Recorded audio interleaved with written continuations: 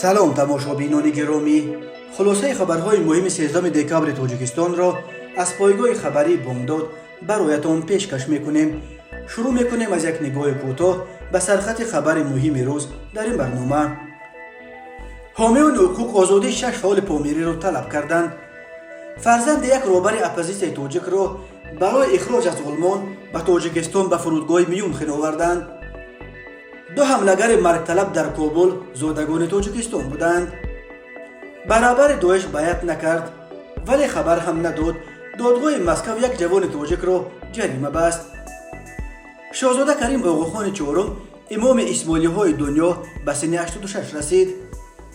ساکن راغون برای قتل همسرش به 19 سال و 4 ماه زندان محکوم شد. و اکنون تفصیلات خبرها. سازمان بین المللی حامی حقوق انسان هیومن رایتس واچ یا دیدبان حقوق بشر روز 12 دکامبر سال 2022 در یک اظهارات آزادی 6 فعال جامعه شهروندی از ولایت مختار کوهستان بدخشان در شرق تاجیکستان را تقاضا کرد. به عقیده حامیان حقوق این 6 فعال در رابطه با اعتراضهای ماه سال 2022 دستگیر شده در نتیجه مرافعه‌های دادگاهی بسته و ناعادلانه و بدون دسترسی به ادوکات محکوم به زندان شدند. هیومن رایتس واچ رهایی این 6 نفر را طلب دارد. الفت خانم محمدشاه و ژورنالیست و فعال حقوق انسان که به 21 سال زندان محکوم شده است. فراموز ارگاشوف ادوکات رهبر کمیسیون 44 که به 29 سال زندان محکوم شده است. مظفر مبارکشایف فعال حقوق و عضو کمیسیون 44 که به 30 سال زندان محکوم شده است. خورسند محمدشایف برادر الفت خانم محمدشاه و عضو کمیسیون 44 به 18 سال زندان محکوم شده است. منوچهر خالق نظرف رهبر انجمن حقوق‌شناسان پامیر و عضو کمیسیون 44 به 15 سال زندان محکوم شده است. خوشروز جمعه فعال حقوق و بلاگر متخلص به خوشام گولیم به 8 سال زندان محکوم شده است. سنت سلطان علی و پژوهشگر مسائل آسیای مرکزی در سازمان هیومن رایتس واچ گفت مرافعه دادگاهی فعالان بدخشانی پشت درهای بسته بدون دسترسی به ادوکات و بدون ارائه دلیل‌های ضد آنها با پایمال کردن معیارهای اصلی مرافعه‌های عادلانه صورت گرفت. مقامات تاجیکستان باید این 6 فعال را که برای استفاده قانونی حقوق خود دستگیر شدند بدون تأخیر آزاد کرده اتهامات ضد آنها اعلام شده را بیکار کند. هیومن رایتس واچ تاکید کرده است که حکم این فعالان بدخشانی در پی مکالمه سالانه اتحاد اروپا و تاجیکستان اعلام شد. در این مکالمه جانب اروپا پیرامون وضع حقوق انسان در تاجیکستان از جمله از شرایط طاقت فرسای کار ژورنالیستان، حامیان حقوق و جامعه شهروندی در این کشور اظهار نگرانی عمیق کرده خواستار انجام تحقیقات مستقلانه حادثه ماه نوامبر سال 2021 و ماه سال 2022 در ولایت مختار کوهستان بدخشان شده بود. پارلمان اروپا نیز هنوز روز 7 ایول خواستار تحقیق خشونت‌ها در بدخشان شده بلافاصله آزاد کردن حامیان حقوق، ژورنالیستان و فعالان دستگیر شده جامعه شهروندی بدخشان را تقاضا کرده بود. سنت سلطان علی و پژوهشگر مسائل آسیای مرکزی در سازمان هیومن رایتس واچ نیز گفت مقامات تاجیکستان باید به عهده‌داری‌های بین المللی خود در مورد حقوق انسان را رعایت کرده این حمله بی سابقه بالای شهروندان خود در ولایت مختار کوهستان بدخشان را که 1 سال باز ادامه دارد بس کند. شریکان بین المللی تاجیکستان باید در مورد همکاری با این کشور رهایی فعالان پامیری را در افضلیت قرار بدهد. عبدالله شمس‌الدین فرزند یکی از رهبران و اساسگذار حزب فعلا در تاجیکستان ممنوع نهضت اسلامی شمس‌الدین سعید را که چند سال اخیر در آلمان به سر میبرد روز 12 دکامبر سال 2022 از شهر دورتموند به فرودگاه شهر میونخ آورده تا که به تاجیکستان اخراج کنند، اما با کدام سبب هنوز به نزدیکانش نامعلوم اخراج عبدالله شمس‌الدین به تأخیر افتاده است. شمس‌الدین سعید پدر عبدالله روز 13 دکامبر در صحبت با پایگاه خبری بامداد گفت ساعت تقریبا 6 صبح دوشنبه 5 نفر از مقامات آلمان به منزل پسرش در دورتموند آمده او را با خود بردند. بعد از دورتموند به مسافه 600 کیلومتر به فرودگاه میونخ آوردنش عبدالله توانست یک دفعه با ما تماس بگیرد و گفت که در فرودگاه اسلحه را به تاجیکستان فرستادند، اما طرفهای بیگاه 12 دکامبر یک پیامک فرستاد که او را نفرستادند و حالا برای تشخیص به بیمارستان آوردند. دیگر در این باره که او کجاست تا این ساعت معلوماتی نداریم.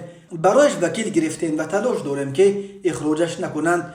نقل کرد شمس‌الدین سعید. روز 12 دکامبر با یک هواپیمای شرکت سومون ایر از میونخ آلمان به دوشنبه پرواز میکرد. این هواپیما شام 12 دکامبر ساعت 17:15 از فرودگاه میونخ به پرواز خسته ساعت 3 صبح 13 دکامبر به فرودگاه دوشنبه رسیده است. معلوم نیست که آیا عبدالله شمس‌الدین در همین هواپیما بود یا نه. مقامات حفظ حقوق تاجیکستان تا کنون خبرها درباره احتمال اخراج فرزند یکی از رهبران اپوزیسیون از آلمان را شرح ندادند. عبدالله شمس‌الدین در دورتموند همراه زن و 2 فرزندش زندگی داشت و در یک شرکت نصب درهای الکترونیک کار میکرد. شمس‌الدین سعید گفت که به فرق از زن و 2 فرزندش که بود و باششون در آلمان قانونی است، عبدالله در گرفتن حجت پناهندگی یک کمی سلنگاری کرده بود. قبلا نمایندگان مخالف تاجیک در اروپا خبر دادند که عبدالله شمس‌الدین به خطر اخراج از آلمان روبرو شده است. در این باره در توییت روز 12 دکامبر سال 2022 محمد جان فیض رحمان، یکی از رهبران حزب نهضت اسلامی تاجیکستان و پیمان ملی تاجیکستان، ائتلاف نیروهای اپوزیسیون تاجیک در اروپا، خبر داد. محمد جان فیض رحمان در صحبت به پایگاه خبری بامداد گفت به عبدالله شمس‌الدین در تاجیکستان به دلیل فعالیت‌های اپوزیسیونی پدرش میتواند عذاب و شکنجه و حکم طولانی زندان تهدید کند. او از جمله از حزب الله شووری‌زاده یادآور شد که ماه فوریه سال 2020 از افسر به دوشنبه استرداد کرده شد و او بعد چند در تاجیکستان به 20 سال زندان محکوم گردید. شمس‌الدین سعید هنوز در پایان سال‌های 80 به صف حزب نهضت اسلامی تاجیکستان که اون وقت نهضت جوانان تاجیکستان نام داشت پیوست و سال 1986 برای اشتراکش در گردهماه‌های اعتراضی در شهر قرغن‌تپه با طلب رهایی اساسگذار این حرکت سید عبدالله نوری دستگیر و محکوم به زندان شد. سال 1992 در پی آغاز جنگ شهروندی و منع فعالیت حزب نهضت اسلامی تاجیکستان ترک تاجیکستان کرد و تا سال 1997 در تهران به حیث نماینده نوری فعالیت داشت. بعد امضای سازشنامه صلح بین حکومت و اپوزیسیون شمس‌الدین سعید به تاجیکستان برگشت و چند سال امور روابط بین المللی حزب نهضت را در دفتر این حزب در دوشنبه بر عهده داشت. اما سال 2015 در پی منع دیگرباره فعالیت حزب نهضت اسلامی تاجیکستان شمس‌الدین سعید به اروپا پناه آورد. بعد سال 2015 صد نفر از رهبران و طرفداران حزب نهضت اسلامی تاجیکستان به کشورهای اروپا پناه بردند و حالا این حزب اپوزیسیونی اساساً در اروپا عمل می‌کند. ولی شمس‌الدین سعید میگوید فرزندش عبدالله به فرق از خودی او اصلا به فعالیت‌های سیاسی و اپوزیسیونی مشغول نبود و دنبال زندگی خود بود. سازمان تروریستی دولت اسلامی داعش مسئولیت حمله مرگ‌طلبانه روز 12 دکامبر سال 2022 در مهمانخانه بسیار قبطه کابل لانجان در پایتخت افغانستان را بر دوش گرفت و گفت این حمله را که دست کم 3 کشته به جا گذاشت 2 مرگ‌طلب انجام دادند. داعش گفت هر دوی آنها از تاجیکستانند. به گفته شاهدان روز 12 دکامبر از مهمانخانه کابل لانجان که اکثر باشندگانش صاحبکاران خطایی اند صدای چند ترکش و هم صدای تیرپرانی به گوش می رسید. اسم مرگ‌طلبان گفته نشده است و مقامات تاجیکستان نیز تا کنون این ادعای داعش درباره دست داشتن زادگان این کشور به مهمانخانه کابل شرح ندادند. ولی در عکس نشر شده در صحیفه‌های مربوط به داعش عکس 2 جوان که یکیش عینکی است و هر دو در یک دست پیستوله داشته یک انگشت دست دیگری خود را به نشان توحید بالا برداشتند. در پهلوی هر کدام آنها همچنین مواد ترکنده برای استفاده آماده گردیده دیده میشد.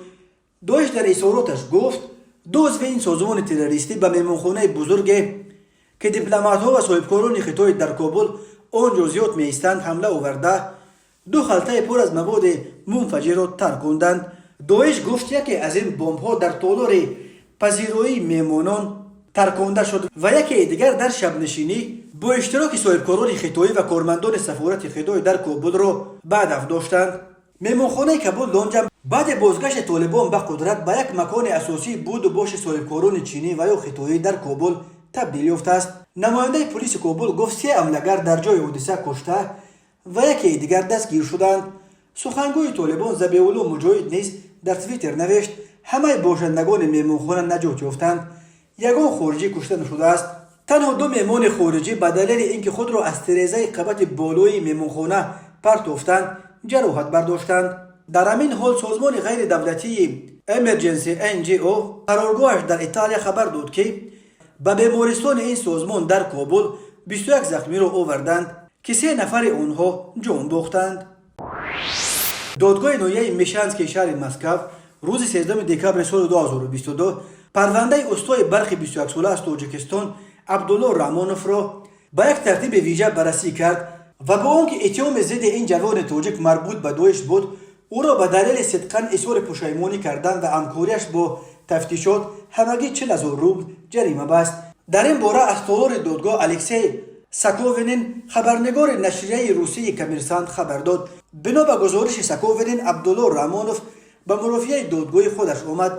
ادوکات ندژدا فیادوسیوا گفته است از بس که اتهام ضد او سنگین نبود، عبدالله رامونوف در دوره تفتیش پروندهش تحت زبانخط به شرط ترک نکردن محل زشتش در آزادی قرار داشت. عبدالله را در مرافعه برادرش که او هم در آن منزل شوم زندگی میکرد در مورد دست داشتن یا نداشتنش به فعالیت‌های افراطی تحت تفتیش قرار داشت همراهش میکرد. در آغاز مرافعه دادرس ایرینا گربولینا از عبدالله رامونوف پرسید که آیا او به بررسی پروندهش به ترتیب ویژه راضی است. رامونوف گفت که راضی است. بعد این نماینده دادستانی دلیل‌های جمع آورده تفتیشات را ارائه کرد. بنا به خلاصه تفتیشات، عبدالله رامونوف ماه ایول سال 2021 از تاجیکستان برای مهاجرت کاری به روسیه آمده باعث استای برخ کار میکرد. او در مسجد جامع مسکو با محمد بوریف نامزاده دیگر تاجیکستان شناخته شده. با وی به گفته تفتیشات در زمینه هموطنی و همدینی رابطه‌های دوستی برقرار کرده است، رابطه‌هایی که در نهایت سر عبدالله را به بلا انداخت. 20 ژانویه سال 2022 عبدالله رامونوف به منزل کوچید که بوری و 3 مهاجر دیگر تاجیک اجاره می نشستند. در اینجا بوریف به دوستش خبر داده است که او طرفدار سازمان تروریستی در روسیه ممنوع دولت اسلامی است. بوریف به عبدالله هم پیشنهاد کرده است که به صف داعش پیوسته برای انجام جهاد به سوریه برود. عبدالله این پیشنهاد را نپذیرفت، ولی به گفته تفتیشات به مقامات نیز درباره فعالیت‌های مشکوک دوست و همسایه‌اش خبر نداد. 3 تاجیک دیگر در آن منزل اجاره نشین به فرق از عبدالله از بوریف طرفداری کردند و بوریف بعد این تصمیم گرفته است که مراسم برابر داعش القریشی سوگند یا باید سپردن طرفداران نو این سازمان تروریستی را دایر کند. روز 2 فوریه سال 2022 بوریف در آشخانه آن منزل پرچم سیاه داعش را آویخته توسط تلفن به صورت تماس ویدیویی برقرار کرده است و او و دیگر باشندگان آن منزل به القریشی توسط تماس ویدیویی باید سپردند. ولی می افزاید تفتیشات آنها از سفر به سوریه به دلیل نداشتن پول خودداری کردند. به جای آن پیشنهاد کردند که در مسکو یگان حمله تروریستی انجام دهند. از سوریه به آنها برای انجام چنین حمله اجازه دادند. روز 2 اپریل سال 2022 کارمندان فسب به این منزل آمده هم را دستگیر کردند. به استثنای عبدالله رامونوف که از مسکو به نزد خویشاوندانش به شهر دلگپرودنی ولایت مسکو کوچیده بود، تفتیشات میگوید دست داشتن او در تشکیل و فعالیت سازمان افراطی اثبات نشد. به این دلیل او را تنها برای خبر ندادن به مقامات که مجازاتش جریمه و یا حد اکثر تا 3 سال زندان است به جوابگری کشیدند. به بالای این به عبدالله از محل زیستش در تاجیکستان و هم از محل نو زیستش در دلگپرودنی توصیف‌نامه‌های مثبت دادند. از جمله معلوم شد که عبدالله از حساب مردکاریش در مسکو پدر و مادر بیمارش را در تاجیکستان نگاهبینی میکرد. پدر او سابقه‌دار جنگ افغانستان بوده است. ایبدار کننده دولتی به عبدالله رامونوف معامله همکاری بسته از دادگاه برای او جزای حد اقل جریمه به مبلغ 80,000 روبل را طلب کرد. دادگاه با در نظر داشت حالت‌های سبک کننده حجم جریمه را 2 مرتبه کم کرده است.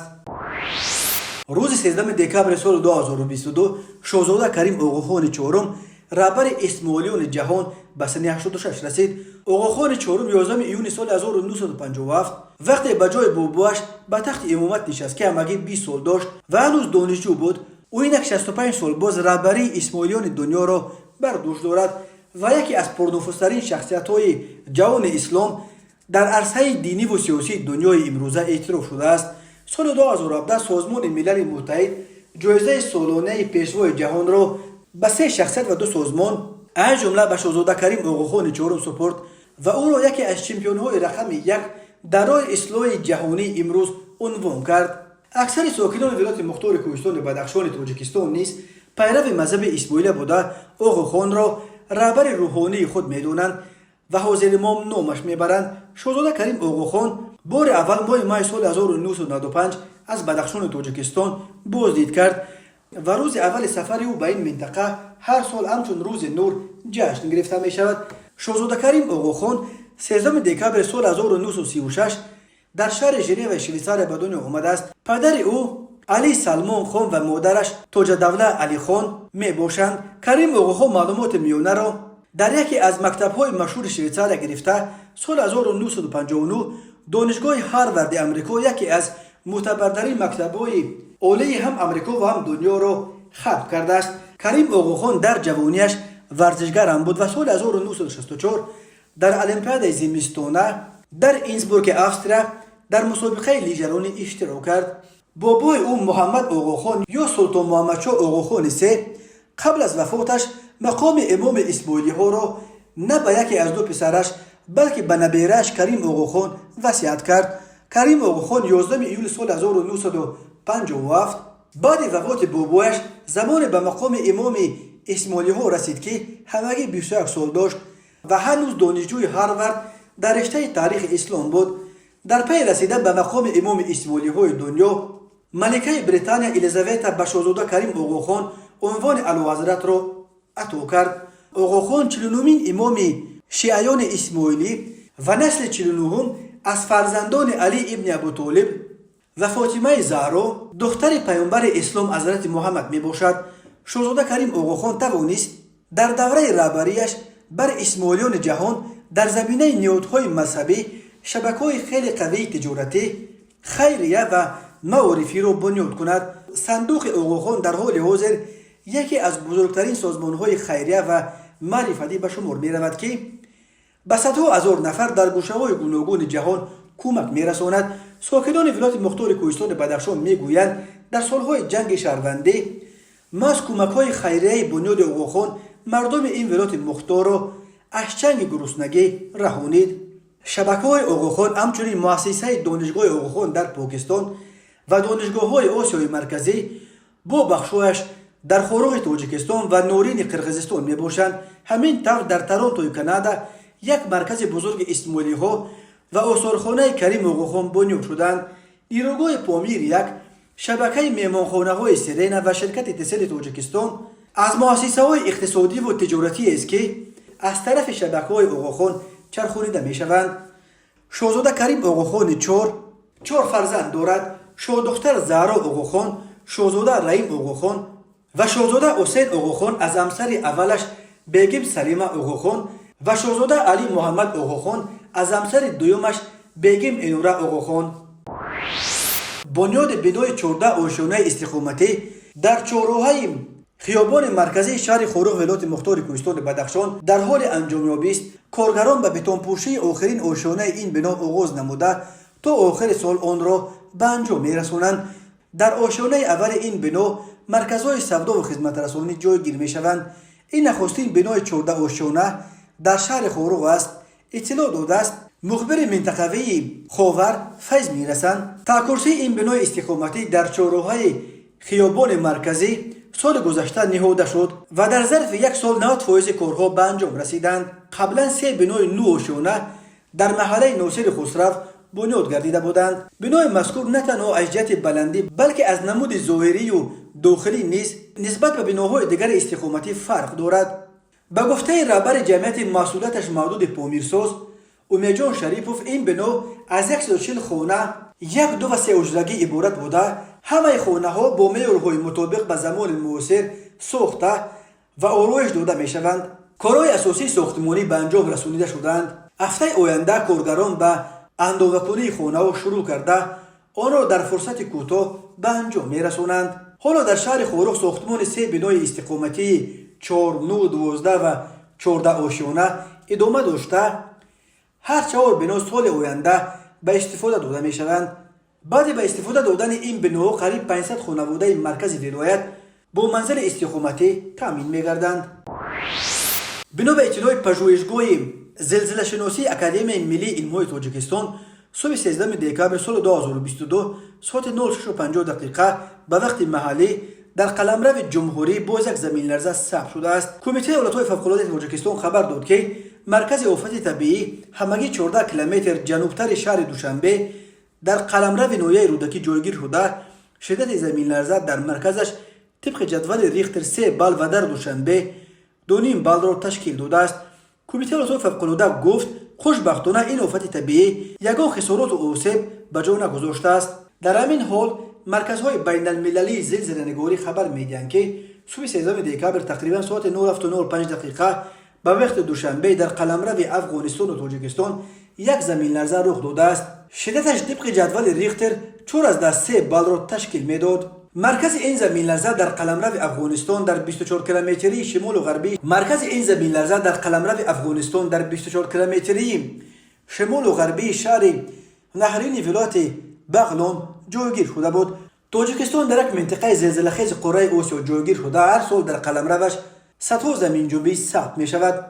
یادآور می شویم 2 ایول سال 2021 بر اثر زمین لرزه در ولایت رشت در شرق تاجیکستان 5 ساکن ناحیه تاجیک‌آباد اکثرا کودکان به هلاکت رسیده.